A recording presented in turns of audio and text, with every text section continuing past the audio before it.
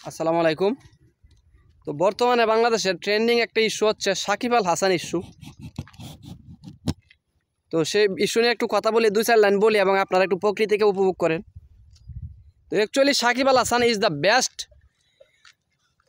Allrounder cricketer in the world. মানে বাংলাদেশের মধ্যে সেরা একজন অলরাউন্ডার ক্রিকেটার হচ্ছে সাকিব আল হাসান। এই দেখেন প্রকৃতি কত সুন্দর, গ্রামীণ লোকজন হচ্ছে কাজকর্মে ব্যস্ত।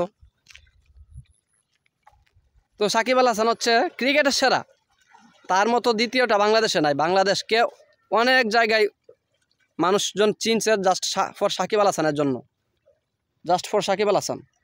বাট হ্যাঁ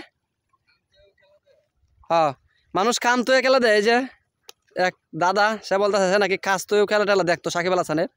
বাট এছাড়া হচ্ছে ব্যক্তি সাকিব আল হাসান এবং রাজনীতিবিদ সাকিব আল হাসান, যে হচ্ছে কিছুদিন আগে এমপি হয়েছিল আওয়ামী লীগের পক্ষ থেকে, এই ব্যক্তি হিসেবে অথবা রাজনীতিবিদ হিসেবে সে কতটা সফল এটা কিন্তু আমাদেরকে বুঝতে হবে। আবেগ দিয়ে হচ্ছে চিন্তা করলে চলবে না।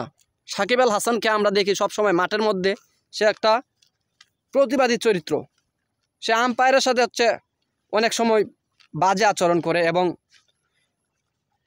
বিপরীত যে দল তাকে যারা ক্রিকেট খেলে তাদের সাথে অনেক সময় হচ্ছে মিসবিহেভ করে। এই মিসবিহেভগুলো কি সে জুলাইয়ের আন্দোলন দেখাইতে পারে নাই সরকারের বিরুদ্ধে? পারে নাই। সে হচ্ছে এগুলো পারে নাই, এইটা সে ব্যর্থ। অনেকে বলে সে হচ্ছে অর্থলোভী, সে হচ্ছে ক্ষমতালোভী, এই সেই হাবিজাবি। তো আমি বলি যে অর্থলোভী আর যাই লোভী হোক না কেন, মানুষ অর্থলোভী হইলে কি এরকমই অর্থলোভী হওয়া উচিত, যেটা আপনি এই যে সারা বাংলাদেশের মানুষ এক পক্ষে, সারা বাংলাদেশের ছাত্র জনতা সাধারণ ছাত্র একদিকে আর আপনি থাকবেন একদিক দিয়ে?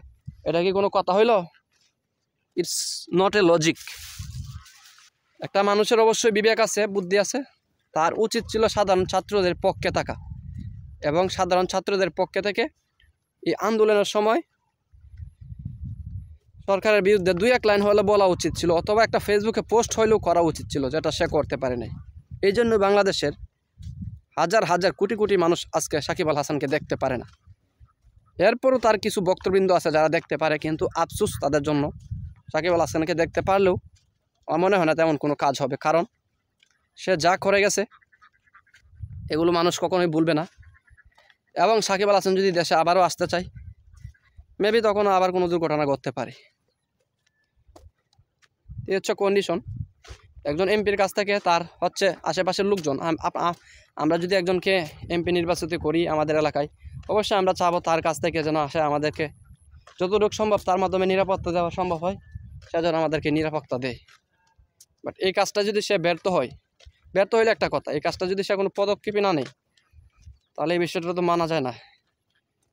ইম্পসিবল টু টলারেট, তাই না? তো এই কাজটা হচ্ছে সাকিব আল হাসানের ক্ষেত্রে হয়েছে, সে কোনো রকম পদক্ষেপই নেয় নাই।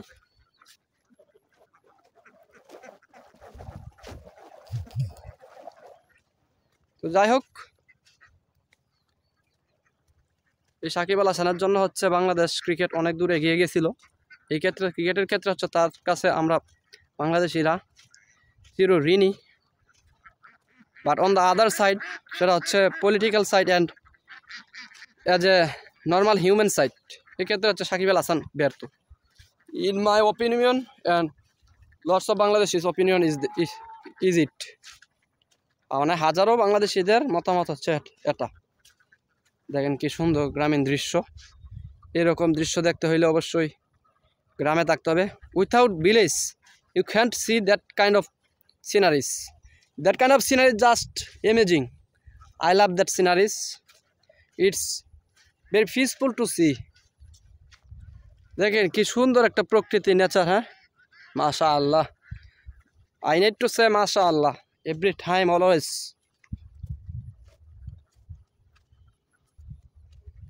এখন হচ্ছে পানি শুকায় গেছে, এই জন্য প্রচুর মাছ দেখা যায়।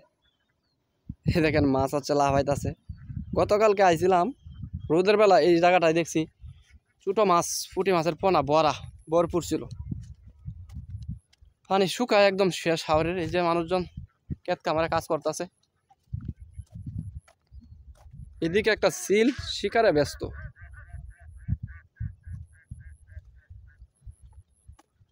তো অনেকদিন পর হচ্ছে এই ধরছে মনে কিছু একটা। তো অনেক দিন পর হচ্ছে বাড়িতে আসলাম, ছিলাম মানে বেশ কিছুদিন, প্রায় 1 মাস নেত্রকোনা। তো বাড়ি ছাড়া যখন থাকি অবশ্যই গ্রামকে মিস করি, আবার কিছুদিন থাকলে পরে অভ্যাস হয়ে যায়। গ্রামের কথা তেমন একটা মজা ভালো লাগে না, মানে যে গ্রামীণ রাস্তা যে বৃষ্টি হইলেই পরে কাদা শুরু হয়ে যায়, এগুলা বেশ ভালো লাগে না। আবার গ্রামে থাকলে আবার গ্রাম থেকে যাইতেও মন চায় না। স্পেশালি যারা ঢাকা সিটিতে যাইতে চায় অথবা বিভিন্ন জায়গায় যারা চাকরি বাকরি করতে চায় তাদের হচ্ছে খুব কষ্ট লাগে। এটা যদি আমি নিজেও যাই চাকরিতে তখন হচ্ছে আমার খুব কষ্ট লাগে যে গ্রাম ছাইরা যাইতে চাই না। বাট এই সিচুয়েশন যখন আমরা যে বেড়াইতে যাই তখন তেমন কোনো একটা প্রবলেম হয় না।